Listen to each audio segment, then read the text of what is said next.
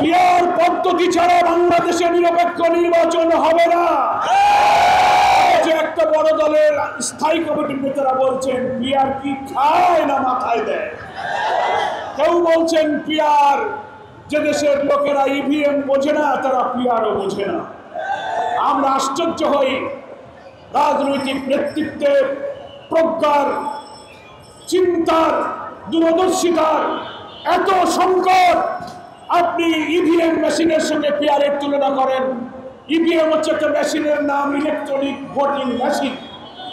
সেটা হলো একটা মেশিন, একটা যন্ত্র। আর পিয়ার হচ্ছে প্রপোর্শনাল রিপ্রেজেন্টেশন।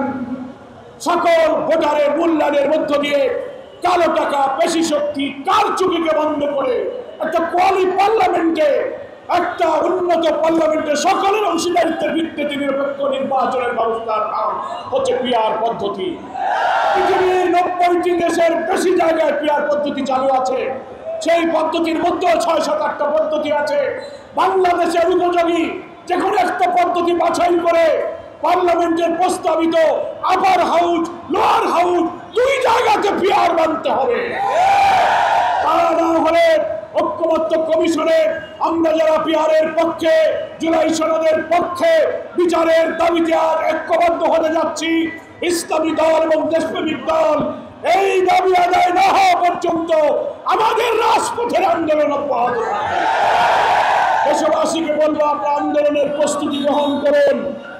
আজকে সাংবাদিক সম্মেলনের মাধ্যমে আমরা যারা এই সংস্কার কমিশনের পিয়ারের দাবিতে, জুলাই সনদের দাবি সহ বিচারের পর দ্রুত ফেব্রুয়ারিতে নির্বাচনের দাবি করেছি, তারা সাংবাদিক সম্মেলন করে আন্দোলনের কর্মসূচি আমরা সবাই ঘোষণা করেছি। এই আন্দোলনে আমরা থাকব। অবশ্যই ভিন্ন অপরাধীদের বিচার করে জুলাই সনদের জন্য আমরা যে প্রস্তাব দিয়েছি, দেশের বেশিরভাগ জনগণ পিয়ার মানে, অথচ একটা দল বলছে কেউ মানে না। বিভিন্ন সংস্থা সার্ভে করেছে, 70% বেশি জনগণ পিয়ারের পক্ষে আছে। ঐক্যমত্য কমিশনের 31টা দলের মধ্যে 25টা দল পিয়ারের পক্ষে আছে। তারপরে আপনি কেন দেবেন না?